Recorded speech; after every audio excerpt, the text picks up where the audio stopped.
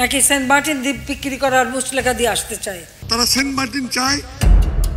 প্রধানমন্ত্রী শেখ হাসিনা 5 আগস্টের নারকীয়তার কিছুদিন পূর্বেই সতর্ক করে বলেছিলেন একটি নতুন খ্রিস্টান রাষ্ট্র গঠনের তোড়জোড় চলছে। সেন্ট মার্টিন দ্বীপ দিয়ে দিলে যতদিন খুশি ক্ষমতার নিশ্চয়তা দিয়েছে মার্কিন যুক্তরাষ্ট্র, কিন্তু শেখ হাসিনা দেশকে বিকিয়ে দিয়ে ক্ষমতায় থাকতে চাননি বলেই মেটিকুলাস চক্রান্তের বলি হতে হয়েছে তাকে।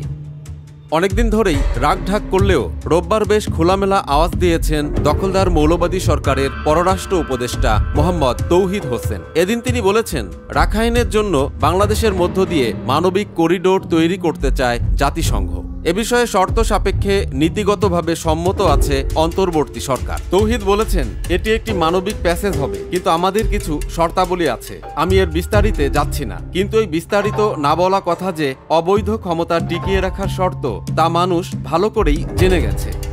সোশ্যাল মিডিয়ায় উপদেষ্টার রাখাইনকে করিডোর দেওয়ার এই খোলাখুলি বয়ানে তীব্র প্রতিক্রিয়া জানিয়েছেন সাধারণ মানুষ। তারা একে বাংলাদেশের সার্বভৌমত্বের জন্য বিরাট হুমকি হিসেবেই দেখছে। নিরাপত্তা বিশ্লেষকদের অনেকেই বলছেন, ইউনূসের অবৈধ সরকার সার্বভৌমত্ব বিপন্ন করার মতো সিদ্ধান্ত গ্রহণের কোনো ক্ষমতা বা এখতিয়ার রাখে না। অনির্বাচিত এই সরকারের কোনো দায়বদ্ধতা নেই দেশের প্রতি।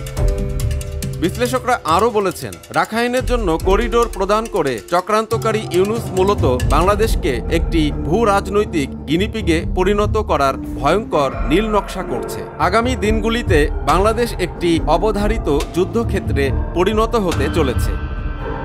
সবার সঙ্গে বন্ধুত্ব, কারো সঙ্গে বৈরিতা নয়। বঙ্গবন্ধুর এই পররাষ্ট্র নীতি থেকে বেরিয়ে চক্রান্তকারী মির্জাফরদের খপ্পরে বাংলাদেশের সাধারণ মানুষের জন্য আরও ভয়ানক দিন অপেক্ষা করছে।